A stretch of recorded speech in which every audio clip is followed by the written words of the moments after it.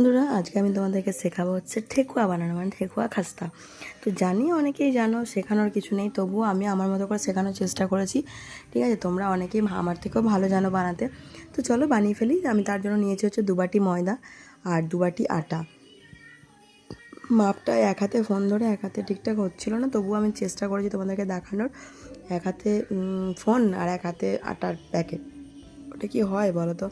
তবুও আমি চেষ্টা করেছি। 2 বাটি আটা আর 2 বাটি ময়দা নিয়ে নিয়েছি, আর পরিমাণ মতো নিয়ে নিয়েছি হচ্ছে আমি সুজি। সেই মাপটা তোমাদেরকে দেখানো হয়নি। আর সুজি নিয়ে নিয়েছি 1 বাটি, আর পরিমাণ মতো নিয়ে নিয়েছি হচ্ছে ঘি। ঘিটা দিলে ভালো স্মেলটা ওঠে আর বেশ মুচমুচেও হয় খাস্তাটা। তো ঘিটাকে দিয়ে আমি ভালো করে সুজি আর ময়দার মধ্যে ঘিটাকে দিয়ে তার মধ্যে আমি দিয়ে দেবো হচ্ছে কিশমিশ। এই যে কিশমিশটা দেখছো, এই কিশমিশটা খুব ভালো করে আমি দিয়ে দেবো। আর দিয়ে দেবো হচ্ছে মৌরি। এই মৌরিটাকে আমি অল্প করে কাঠখোলায় ভেজে নিয়েছিলাম। ভেজে নেওয়ার পরে আমি মৌরিটাকে আটার মধ্যে দিয়ে দেবো। আমার ছেলে অনেকটা গুঁড়ো করে দিয়েছিলো, তাই বললাম যেটুকু গোটা গোটা আছে সেইটুকু দিয়ে গুঁড়োটা দিস না। তো গুঁড়োটা ফেলে দিয়ে আমি আর যেটা গোটা গোটা আছে সেই মৌরিটা, কিশমিশ আর মৌরি, আটা, ঘি সমস্ত একসাথে মিক্স করে নেওয়ার পরে আমি এর মধ্যে দিয়ে দিলাম হচ্ছে চিনি। ডাস্ট করে নিয়েছিলাম আমি মিক্সিতে, সেই চিনির ডাস্টটা আমি খুব ভালো করে দিয়ে দিলাম। তোমরা চিনি ডাস্ট করেই দেবে, কারণ গোটা চিনি দিয়ে দিলে না ঠিক করে, মানে খাস্তাটা বানানোর পরে কেমন গাগুলো চ্যাট চ্যাট করে, সেই চ্যাট চ্যাট ভাবটা আর করবে না। তার জন্য এটা আমি ডাস্ট করে দিয়েছি। তো ভালো করে এই সবগুলোকে একসাথে মিক্স করে নেবো। ময়ামটাকে যেটা আছে সেটাকে ভালো করে মাখিয়ে মাখিয়ে মাখিয়ে মাখিয়ে এটাকে রেডি করব। তো তারপরে দেখো এটাকে পুরো পুরো আটাটাকে ভালো করে মাখাবে আর নুন দিয়ে দেবে। ঠিক আছে, নুন দেওয়াটা আমি দেখাতে পারিনি। আর এই যে ধরো মুঠি করছি, মুঠি করে যেমন ডালা টাইপের হয়ে যাচ্ছে না, যখন এরকম হয়ে যাবে তখন বুঝে নেবে যে তোমাদের ময়ামটা হয়ে গেছে। তারপরে তোমরা জল দিয়ে মাখাতে পারবে।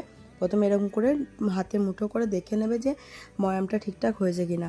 তো দেখবে এই আটাটা হাতের মুঠোতে এইভাবে চলে এসছে, তখন বুঝে নেবে যে ময়ামটা হয়ে গেছে। তারপরে এটাতে জল দেবে।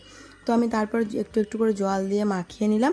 এটা ভালো করে মাখিয়ে নেবে, ভালো একটু একটু করে জল দিয়ে, একবারে দিয়ে দেবে না, তাহলে পাতলা হয়ে যাবে।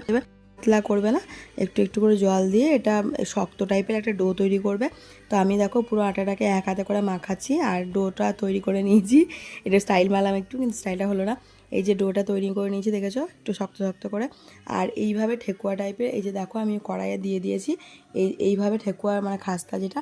আর এই যে ডিজাইনটা দেখছো, আমি চামচে করে এই ডিজাইনটা মেরেছি। ঠিক আছে, তো চামচে করে ডিজাইনটা করেছি আর একটা একটা করে, মানে চারটে চারটে করে প্রথম ভাজলাম, দেখলাম কড়াইটা গরম হচ্ছে কিনা। তারপরে যখন এটা প্রথম দিয়েছি, তো আর যেটা পোড়া পোড়া দেখতে পাচ্ছ, ওগুলো হচ্ছে কিশমিশগুলো পুড়ে গেছে, তেলে পেয়েছে, তো তাই। তো সেইগুলো আমি আস্তে আস্তে করে সবগুলো ভেজে নিলাম, 4টে 6টা করে দিয়ে দিয়ে। তো তারপরে আমি অনেকগুলো প্লেটে বানিয়ে রেখেছিলাম, তো সেইগুলোকেও আমি আস্তে আস্তে 4টে 4টে 5টা 5টা করে দিয়ে ভেজে নেব। তো তোমরাও এরকম করেই বানাবে। বানানো খুবই সহজ। আর আজকাল তো দেখে ইউটিউব দেখে দেখে সবাই বানাতে পারে সব। দেখো আমি কি সুন্দর করে ডিজাইন মেরেছি চামচ দিয়ে। তোমরাও এরকম করে, অনেকে ছাঁচ দিয়ে বানায়, কিন্তু আমার কাছে ছাঁচ ছিল না, তাই আমি চামচ দিয়ে বানিয়েছি। তো তোমরাও চামচ দিয়ে বানাতে পারো, আর ছাঁচ বাজারে কিনতে পাওয়া যায়, সেটাও কিনে নিতে পারো।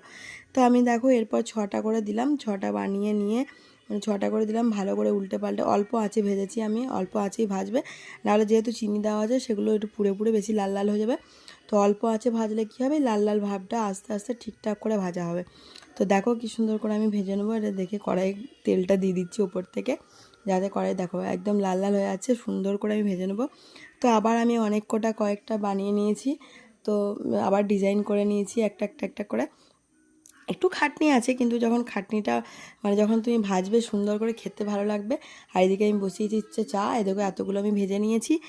আর চলো, দেখতে কিন্তু সত্যি বলছি একদম, মানে যারা বানায় ঠেকুয়া তাদের মতনই করেছি, বানিয়েছি। খেতেও খুব সুন্দর হয়েছে। তো তোমরা একবার এরকম করে বানিয়ে খেয়ে দেখবে, আর আমাকে কমেন্ট করে জানাবে কেমন হয়েছে। মানে টাটা।